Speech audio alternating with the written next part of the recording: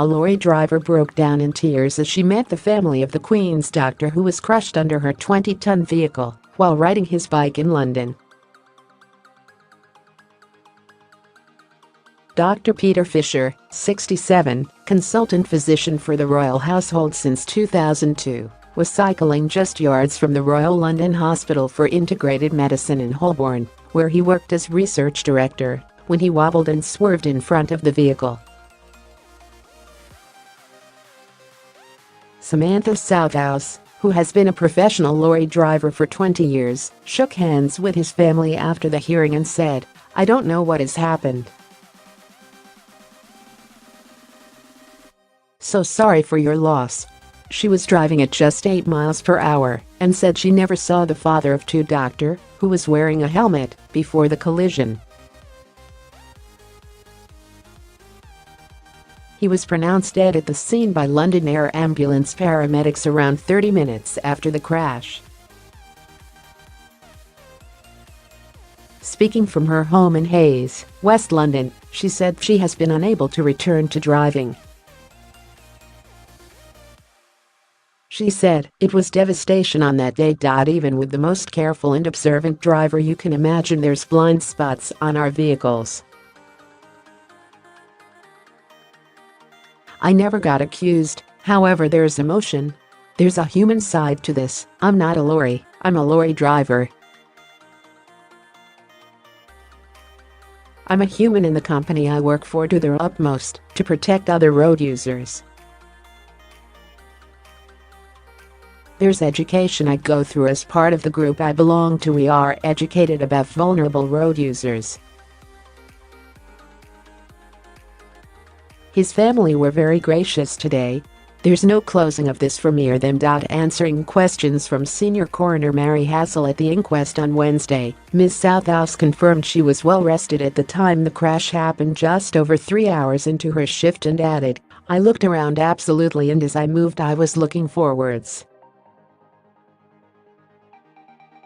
No, I absolutely didn't see Dr. Fisher. That could not have happened." She became tearful as she told how she was forced to reverse her lorry off the doctor, whose daughters are aged 19 and 22, on instruction of emergency services at the scene. Witness Simon Cooney described seeing the doctor wobble and swerve before being crushed under the truck's near front wheel. He said, "I got the impression that he sped off on his bicycle and then he swerved in that direction. I had the image from a child, like when they take the stabilisers off my bike." Forensic collision investigator Brian Gamble said it was perfectly reasonable Ms Southouse didn't see Dr. Fisher in her mirrors as he paused on her near side before moving off. He said, "I'm not overly surprised that she hasn't seen him. He's potentially within view for 13 seconds. Having cycled down for 4 seconds, and he's come to a stop there. Potentially yes, Dr. Fisher was in view of her, however there are many caveats you have to put with that. Where he's positioned, he's right on the edge of that mirror, the most distorted part of the mirror, which makes it difficult for a driver to identify a cyclist. So you have got 6 or 7 seconds where he's there to be seen, however it's identifying that it is a cyclist there and identifying him as a hazard. I've no doubt, I think it's quite likely that when Ms Southouse has carried out the mirror checks, she would have carried them out before Dr. Fisher moved into that position." Asked what it meant for the driver to be able to tell them, "I'm so sorry for your losses," in court, she said, "There's no words to describe it. It wasn't for me to be able to, it was on their terms." She added, "There's a huge hole in their lives, a huge hole that I recognize, and every single day of my life since that day, and forever I have thoughts for them.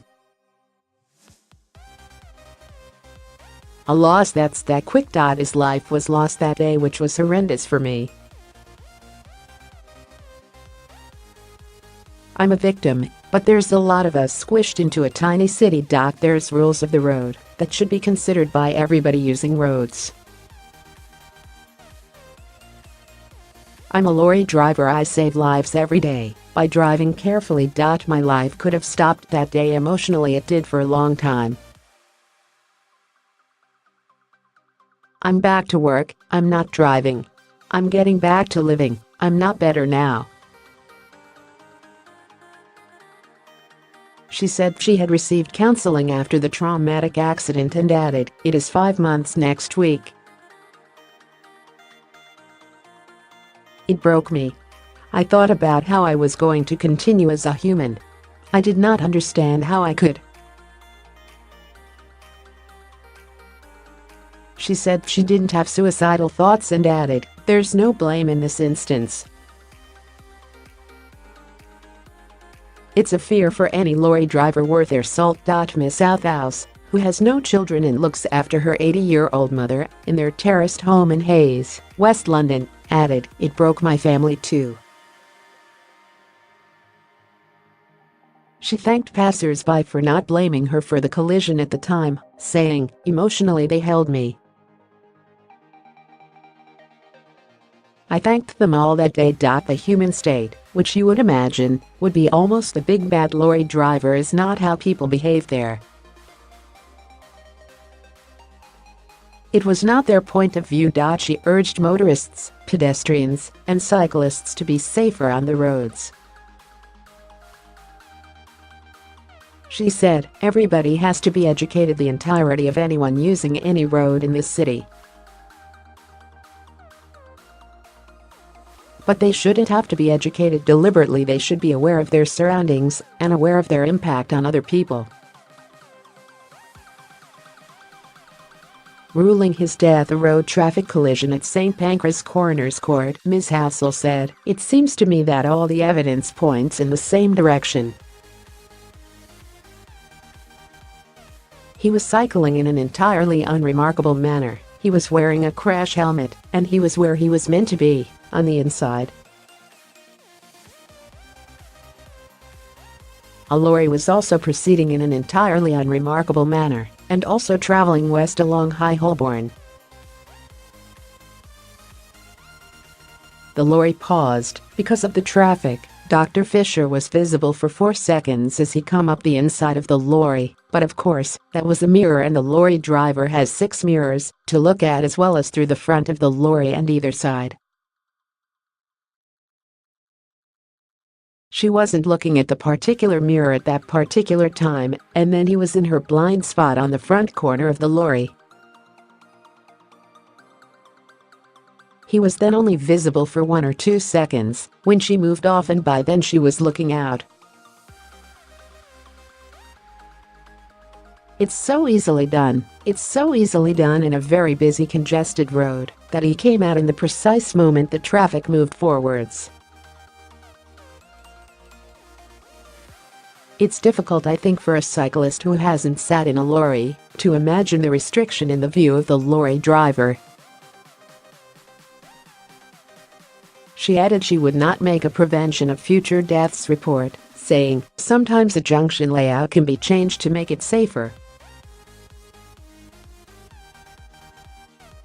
I've thought about this a great deal, but I cannot think of anything useful I can say by making a prevention of future deaths report." Dr. Fisher's sister Susie Hearn said, "Dr. Peter Fisher was a remarkably gifted and special man whose death is a tragic and irreplaceable loss, not only for his family and friends who loved him dearly, but also to the cause of medicine and homeopathy in this country and worldwide.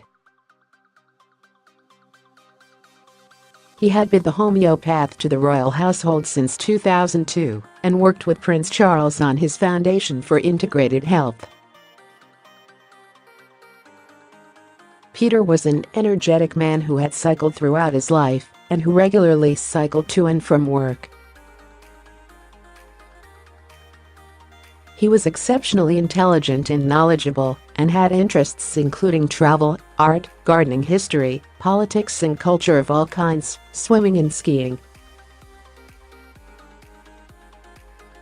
As a person, Peter was kind, loyal, caring, non-judgmental and modest. She thanked passers-by who gave him chest compressions and mouth-to-mouth before he was pronounced dead at 9:53 a.m., just 23 minutes after paramedics arrived. And added, "This accident led to a tragic and unnecessary waste of life.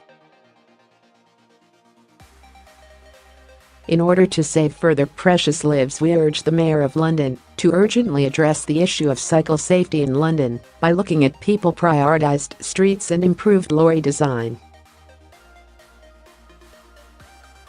Dr. Fisher's brother, sister, former wife and many family members and colleagues attended the hearing.